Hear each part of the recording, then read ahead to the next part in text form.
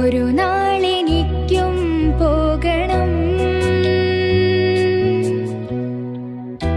നെഞ്ചോട് ചേർന്നൊരിൻ്റെ മുഞ്ചേറും മാരനൊത്ത് ആ പുണ്യമണ്ണിൽ ചേരണം.